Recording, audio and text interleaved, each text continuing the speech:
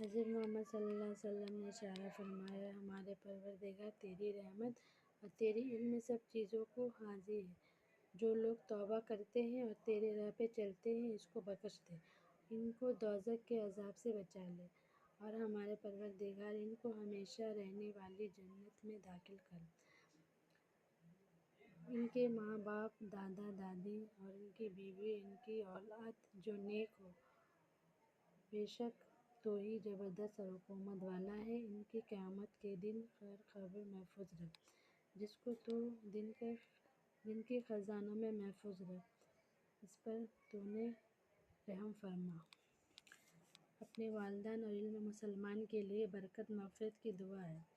حضرت عمر رضی اللہ صلی اللہ علیہ وسلم نے اشارہ فرمایا، قیامت کے لیے نقل کرتے تھے، اے میرے پروردگار مجھے توفیق دے، نماز پڑھتا رہوں، اور میری اولاد کو بھی، اور ہمارے پروردگار میری دعا قبول فرما۔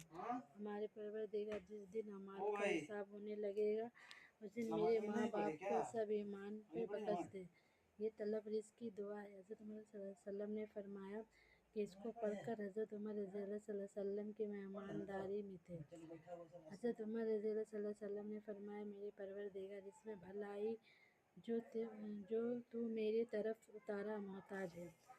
اولاد کی دعا۔ حضرت عمر رضی اللہ صلی اللہ علیہ وسلم نے فرمایا کہ اے میرے پروردگار، مجھ کو اپنے پاس پاکیزہ اولاد عطا کر، بے شک تو دعا کا سننے والا ہے۔ دعا ابراہیم علیہ السلام نے ان کے لیے کی تھی۔ حضرت عمر رضی اللہ صلی اللہ علیہ وسلم نے اشارہ فرمایا، اے میرے پروردگار، ہم تجھ پہ بھروسہ کرتے ہیں، تیرے ہی طرف لوٹ کے جائیں گے، اور تیرے ہی طرف لوٹ کے جانا ہے۔ حضرت عمر رضی اللہ صلی اللہ علیہ وسلم نے فرمایا، ظلم کا قطع موافق نہ بنا۔ ہمارے پروردگار ہمارے گناہوں کو معاف فرما دے، بے شک تو زبردست حکمت والا ہے۔ رات کو سوتے وقت پہلے 100 مرتبہ یہ پڑھ لیں، اس کے بعد آیتیں وہ بار بار پڑھیں۔ حضرت عمر رضی اللہ صلی اللہ علیہ وسلم نے اشارہ فرمایا، اولاد کی دعا۔ جب حضرت ابراہیم علیہ السلام تشریف لائے تو اولاد کے لیے دعا مانگے تھے، مجھے اولاد عطا فرما مانگتے۔ خدا تعالیٰ نے ان دعا کو لوگوں کی نفل فرمایا۔ حضرت عمر رضی اللہ صلی اللہ علیہ وسلم نے فرمایا کہ اے ہمارے پروردگار، ہم تجھ پر ایمان لائیں گے، تو ہمارے گناہوں کو معاف فرما دے اور ہم کو دوزخ کے عذاب سے بچا لے۔